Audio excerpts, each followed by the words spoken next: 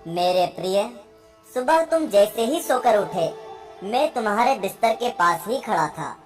मुझे लगा कि तुम मुझसे कुछ बात करोगे। तुम कल या पिछले हफ्ते हुई किसी बात या घटना के लिए मुझे धन्यवाद कहोगे, लेकिन तुम फटाफट चाय पीकर तैयार होने चले गए और मेरी तरफ देखा भी नहीं। फिर मैंने सोचा कि तुम नहा के मुझे याद करोगे, पर तुम इस उधेड़-बुन में लग गए कि तुम्हें आज कौन से कपड़े पहनने हैं। फिर जब तुम जल्दी से नाश्ता कर रहे थे और अपने ऑफिस के कागज इकट्ठे करने के लिए घर में इधर से उधर दौड़ रहे थे, तो भी मुझे लगा कि शायद अब तुम्हें मेरा ध्यान आएगा, लेकिन ऐसा नहीं हुआ। फिर जब तुमने ऑफिस जाने के लिए ट्रेन पकड़ी, तो मैं समझा कि इस खाली समय का उपयोग तुम मुझसे बातचीत करने में करोगे, पर तुमने थोड़ी देर पेपर पढ़ा और फिर खेलने लग गए अपने मोबाइल में, और मैं खड़ा का खड़ा ही रह गया। मैं तुम्हें बताना चाहता था कि दिन का कुछ हिस्सा मेरे साथ बिताकर तो देखो, तुम्हारे काम और भी अच्छी तरह से होने लगेंगे, लेकिन तुमने मुझसे बात ही नहीं की। एक मौका ऐसा भी आया जब तुम बिल्कुल खाली थे और कुर्सी पर पूरे 15 मिनट यूं ही बैठे रहे, लेकिन तब भी तुम्हें मेरा ध्यान नहीं आया।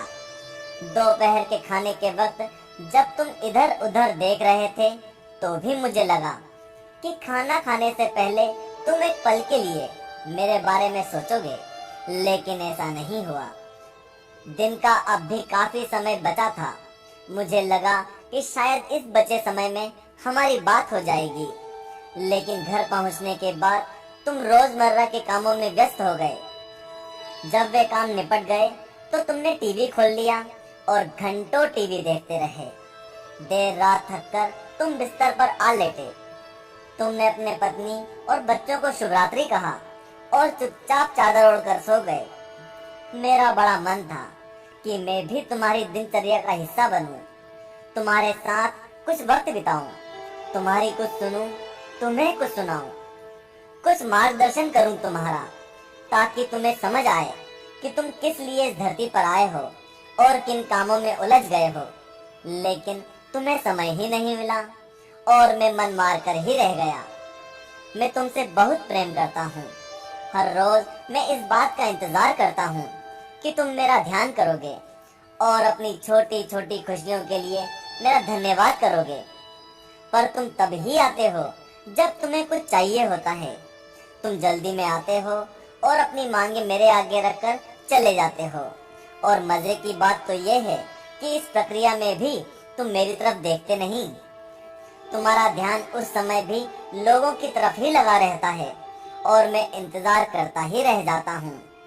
खैर, कोई बात नहीं, हो सकता है कल तुम्हें मेरी याद आ जाए, ऐसा मुझे विश्वास है और मुझे तुम में आस्था है। आखिरकार मेरा दूसरा नाम आस्था और विश्वास ही तो है। तुम्हारा पिता परमेश्वर। चूंकि हमने इस वीडियो का टारगेट 1 लाख लाइक्स रखा है, तो बिना देरी किए लाइक का बटन दबा दें और कमेंट बॉक्स में हरिओम लिखें। जय श्री कृष्ण।